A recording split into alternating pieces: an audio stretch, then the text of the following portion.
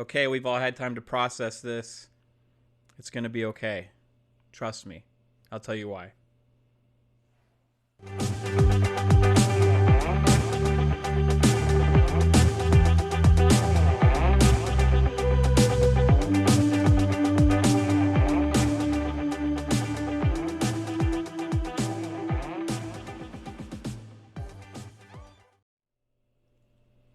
Well, this video was about to be about something else, but I just saw on Twitter that Mass Effect Trilogy was just given a release date.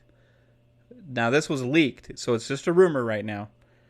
It was from a UK retailer, posted a release date of Mass Effect 3 Trilogy on October the 30th.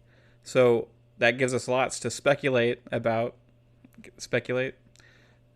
what that could possibly be. So let's talk about that. And plus the other stuff I was originally going to talk about. So let's get to it, guys.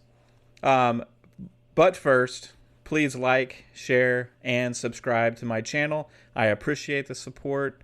I'm just a guy that likes to talk about video games, and maybe somebody cares what I have to say. You shouldn't care. You shouldn't care what I have to say. But maybe you just like to listen to what I have to say. I don't know. But let's get to it. So, first, this Mass Effect trilogy. Now, October the 30th, if that's true, and this is a real thing, I anticipate it having next-gen type features on it, because that's pretty close to the launch of next gen. So I would assume that it might have like a smart delivery type program, where if you buy it on previous consoles, you get it on the next gen. I would anticipate possibly on the next gen consoles being able to play Mass Effect Trilogy at 60 frames per second 4K. That would be really cool. I don't know if they're going to put in new textures, higher fidelity graphics, and the whole works to it, but I don't know if there's going to be new content. My hopes would be for all three games, give especially the first two a massive, overhaul as far as the graphics go. Fix a lot of more of the issues that were with the third, with the story, and add a little bit more story at the end. I know they did that with some downloadable content and stuff, but give us even a little bit more to that, and also the multiplayer from the third Mass Effect was really good. A lot of people slept on it. It was really good. So let's have all that combined into one massive package. 4K, 60, better graphics. Let's do it. That would be awesome. October the 30th, that has me something else to be excited about, with the loss of what we found out about yesterday. Halo, again, is not coming out this year. So we can mope and be sad, and I'm disappointed. But does that take away my excitement from the Xbox Series X and the next generation of consoles? No, and it should not for you either. It's going to be okay. Now let me tell you why. First off, the Series X and the Xbox family of consoles, in my humble opinion, from the way I see it, based on everything that's out there, will be the best place and the best system to play all of your games. Now, I do sound like a crazy Xbox fanboy, and yes, I did start an Xbox podcast, and yes, this is a very Xbox-centric channel, so maybe there is something to that. However, if you just look at the numbers and the statistics on the consoles, we know that one is superior power-wise than the other. Yes, the PlayStation does have a faster solid-state drive. The Xbox still has a crazy fast solid-state drive. The one that's in the PlayStation isn't even out at retail yet. You can't even get it. Okay, so it is next level. But most PCs do not even have that. Like less than 1% of PCs are going to have that. So any third-party multi-platform games are not going to be able to just fully take advantage of that when they're designing their game. Yeah, it might make your games load faster, but in general, the things you're going to see are higher frame rates and resolutions are going to be transferred onto things that can handle that, not the load speeds like we saw in like Ratchet and Clank, where they kept having like the worlds load instantly. Only PlayStation exclusive games are going to be able to really take advantage of that kind of technology. Now, there will be lots of those because supposedly PlayStation is going to invest a lot in those exclusives by signing deals with partners and stuff. But the majority of games, the heavy majority, it's not even close, are going to be multi-platform because publishers want to sell their games to as many people as possible. And that also has Game Pass has an effect on that as well. If you want your game to be on as many platforms as possible and devices as possible, you want it to be on Game Pass. You want it to be on xCloud. Even if it's not available at launch, if you can come out with that game later after it's had the initial sales rush to xCloud, it's going to reach a whole new audience. So why would you limit that from being able to happen? So as far as multi-platform games go, they're going to perform better on the Xbox Series X. To build a PC that takes advantage of everything that the Series X is going to have with, Series X, don't forget about that velocity architecture. It also ramps up that SSD speed. So technically, if you really go into the details, the SSDs might even be pretty comparable there because software that's built into the Xbox Series X system and the architecture that PlayStation hasn't really talked about a similar solution like that. So, it's really interesting to see how this is going to play out. But we know the Series X is more powerful. From all the rumors out there, third-party games are having an easier time reaching higher frame rates and resolutions than on the PlayStation 5. So that might mean more 4K 60, and also maybe more 120 frames per second options games on the Series X. So, that is the best place to play. 2K, Madden, if the Call of Duty is ever announced, the Call of Duty game,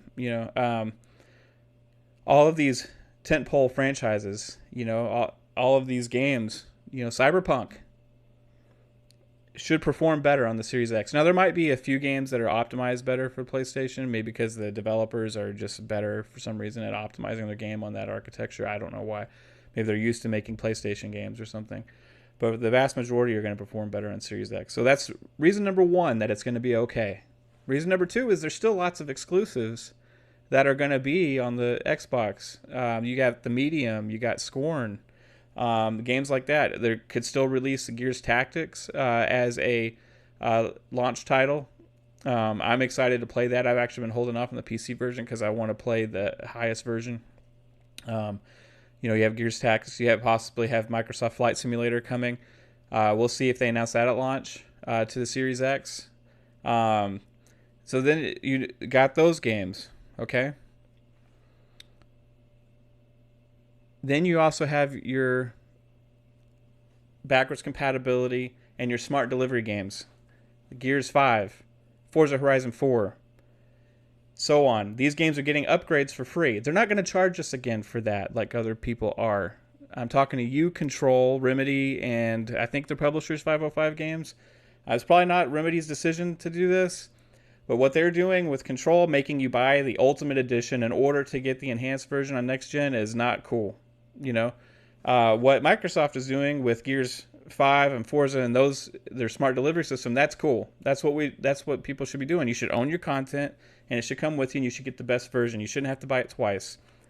You shouldn't be tricked into buying Spider-Man Miles Morales in order to get Spider-Man enhanced version. If they can make an enhanced version, you already bought Spider-Man, it should go with you as the enhanced version. You shouldn't have to buy new content to get that. It's pretty much the same thing that Control's doing. It's an Ultimate Edition if you really think about it. I talked about that in the previous video. It's the same thing. What's different? They're just packaging it differently. They're not calling it Ultimate Edition. They're just calling it Spider-Man Miles Morales. Oh, but you also get Spider-Man for free. So things like that. Let's do away with things like that. If you buy the game once, you should keep the game and get enhanced versions. If you buy the game on PC Anytime they release updates, you get the updates and they get the patches. They don't say, oh, well, you have to buy a new PC to get this patch, or you have, it doesn't work like that. You don't have to buy a new version of the game. So, now, let's say a game is like really old, right? And it's a complete rebuild almost of the game to get it to look better. That's different, okay? So let's say, you have, let's say one of my favorite games ever, Neverwinter Nights. They just had the remastered thing, okay? That one is just okay. But let's say they completely rebuilt that game up.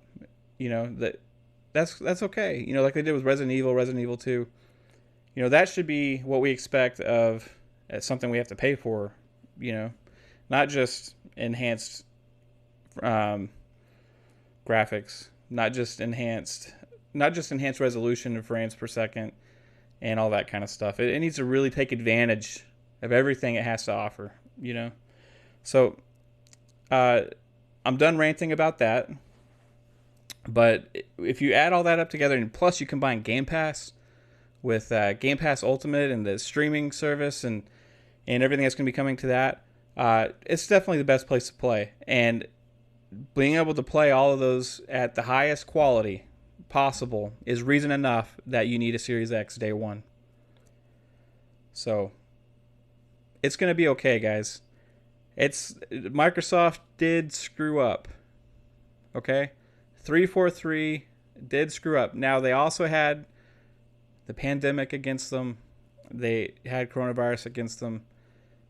All of this. And yes, that is a problem. But a lot of the reports about development problems going on at 343 were from before this pandemic and stuff even happened. Things about workplace environment, too much reliance on contractors, things about people not knowing how to submit things and going weeks, without being able to get their work done because of submittal processes and all that. And that kind of goes to leadership. You can have a Burger King. I'm using Burger King as an example because I think a lot of people can relate to this. So you can have a Burger King in one neighborhood, right? And it has a manager at it, and that manager sucks, okay? And the food sucks there, the people are rude, everything, right? Now you go to another Burger King down the street, let's say a couple miles away or whatever, the food is the same menu, service is great, the food they keep putting out is consistently good, Every business, especially businesses that have franchise models and businesses that have multiple groups within that business, has this problem where the management has a huge impact. You can go into sports, football. You get a new coach that really knows what they're doing and can rebuild the systems and everything they have there. Can really change direction of a studio or of a football team. Same thing with restaurants. Same thing with any business. It's from the leadership. Okay. So Microsoft has had a problem where they haven't had the leadership as far as getting games produced and developed as a first-party company. We've seen some successes. Gears is really good. Flight Simulator is really good. But there's no way you should release a brand new console and not have at least 3 or 4 games that are first-party games come out for it. That is a big misstep. It's going to be okay, but we should let them know that, wow, this is pretty crazy, that you didn't at least give us this. Because they've been planning this for years. 5 years. Or so, is supposedly Halo's been in development. Why haven't they at least had other projects in the works that are slated for release right now that are first-party exclusive type games? Why is, they're not something else. Even if they had to get a third party, developer, put money behind that project, make it an exclusive game for your fans. You know, even if it's not exclusive, I mean, just Microsoft Game Studios, game where they have some of their IPs and stuff represented. Most of the stuff that's come out this year is coming out before launch, and so it's a Xbox One generation game. Flight Simulator might be the first next gen game, true next gen game.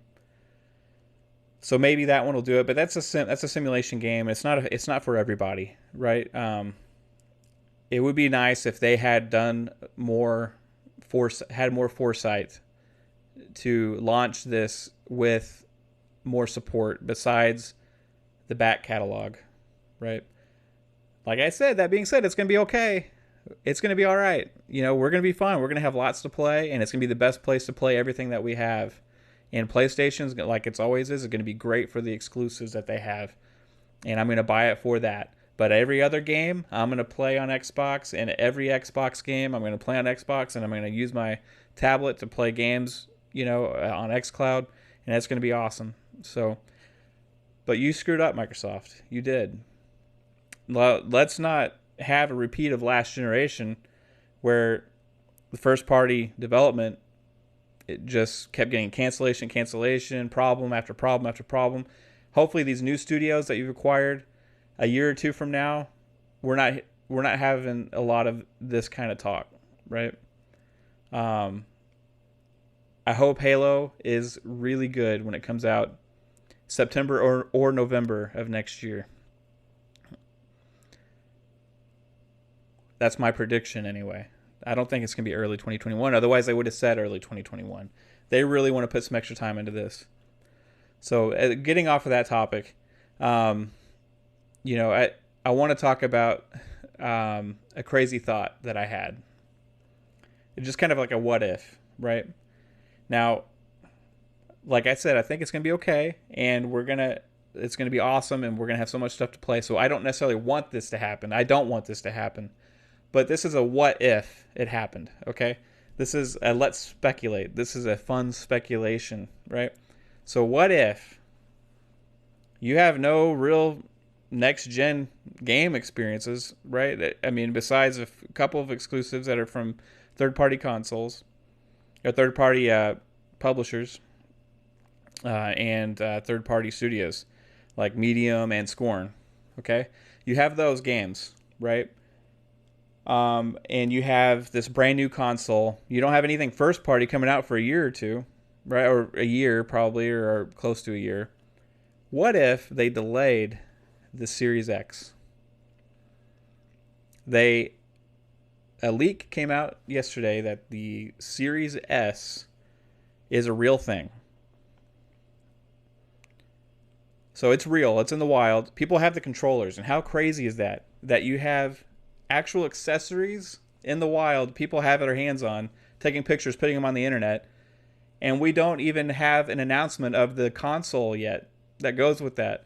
We don't have a price for it. We don't have a release date. But people are touching the controller, have them in their hands, taking pictures. That's nuts. That's 2020. That's what this year is. That's crazy, So the Series S is real. Now, what if the Series S is $249 or even $199, something crazy? Because Microsoft's going to try and save face here without Halo. They need to have, when the Series X comes out, it needs to be $399. Now, before everybody was predicting $499, but now that you don't have Halo, I think the predictions have all dropped to $399, and because people feel like they need something more enticing to be able to spend $499. So, I think that if Microsoft really wants to win favor, they're going to be $399. So let's say that Series S is half of that, $199, or let's say it's $249. Okay, that's a crazy value. Okay, because the Series S, what it's rumored to be, is have almost every feature on it except for the ability to do 4K. Now, if you have 60 frames per second and 100 and possibly even 120 frames per second, I don't know if that's possible, but Let's say you have all these features and all this amazing tech, except it just can't do 4K, but you can get it at $249. Now let's say the PlayStation 5 comes out and it's $399 for the all digital and $499 for the regular, and then you got the Series S at $249, right? That's going to sell a lot of consoles for people that are just looking for this place to play all your Game Pass and Game Pass Ultimate games and all of your these other few exclusives that come out. And people that play on PC monitors, a lot that even streamers and stuff, like a lot of them stream at 1080p 60, right? So 1080p 60 is a great experience. And if the Series S is potentially even more capable of doing that than the PS5 is, and that's crazy. So if you can get that at $249 or $199, you're going to sell a lot of consoles. Now, what if, because the Series S could potentially be so popular and get into so many homes because of the cheap price, they decide, hey, we're going to keep working on this Series X a little bit longer, put even more tech, maybe put that SSD that the PS5's got in it, ramp up Halo even more, maybe ramp up the production on some of these other studios by acquiring more. Maybe you acquire Bungie or one of these other massive studios, and you come out with this Series X maybe next September, October, November with Halo as the launch title, and it surpasses. It is not even. There's no discussion. Best hardware ever. Right? If they put even more into it. Now, that's just a crazy thought, right? I think they could get away with it if they did that. I would buy a Series S, and I would, play. I would pretty much play most of my games on the Series S. I would keep some of my 1Xs. I don't think this is going to happen, by the way. I mean, it's not going to happen. They're going to move forward with their plans as usual. But it would be pretty crazy, right? Like, it would make sense, almost. Maybe it makes sense. I don't know if it makes sense. It makes sense to me, but I'm not that smart. So, yeah, it would be pretty crazy if they did that, right? You would have a lot more launch games for the Series X. You'd already have people used to the UI, the infrastructure, how the cloud gaming works, and eager to get that badass piece of hardware, right? So I think it would make sense. I don't want it to happen because I want the Series X now. They probably already have also some cross-generational plans, so kind of like what they did with the One X and the Xbox One. I wouldn't be surprised if 2 or 3 years from now we get Xbox One XRS or whatever crazy thing they come up with, XL edition, XS or Xbox Series I don't know. What letter's next? You got X and you got S. That's all they ever use usually, right? So S7, they could do like the Samsung Xbox Series S7. So that's just a fun idea, but I'm pumped about Mass Effect. If this is true, Mass Effect trilogy, October 30th. That will be awesome. That's going to eat up so many hours. Cyberpunk coming. That's going to eat up so many hours. Best place to play it is on Xbox. Going to have all these third-party games. I'm going to play the heck out of Madden like I always do. I'm going to play the heck out of NBA. I kind of slacked off on that the last 2 years, but now coming into the next generation, I'm going to play that, even though it's going to be $69.99. Let's hope that Remedy and whoever the publisher is, 505, I think, listens to all this feedback and change their stupid Ultimate Edition only enhanced version thing. That's dumb. That is anti-consumer. Just like, okay, so here's an example of pro-consumer, right? MLB had a deal with, I guess, Sony to do the MLB The Show, right? But they're forcing them to make it multi-platform, right? So come out on other devices because MLB wants as many of their fans to be able to experience their product and their brand. What Marvel is doing by accepting money to make Spider-Man exclusive on the Avengers game is anti-consumer, right? What Control is doing with only the Enhanced Edition going to next gen for free, but you still have to buy the next gen. It doesn't. That's anti-consumer. If you already own Control, you should get the enhanced version of Control at least. Still sell the expansion. People are gonna buy it anyway, you know. But let's say that I just want to play through the main game first, and I'm on the fence. I want to be able to have that best experience. I've been personally holding off on playing Control because I knew it was going to get an upgrade. Now I find out that I have to buy something else. You know, I already actually bought the game, so I don't know. We'll see. That's just dumb move. You know, what Sony's doing with, you know, like I said, the Spider-Man thing, with not allowing the Spider-Man Miles Morales to be on PS4, and you have to buy Spider-Man Miles Morales to get Spider-Man Enhanced on PS5. That's anti-consumer. What Apple's doing, restricting xCloud because they're afraid of competition on their platform because they know that their games suck compared to Xbox games. Now, I'm not trying to offend people that like those Apple Pass games, okay?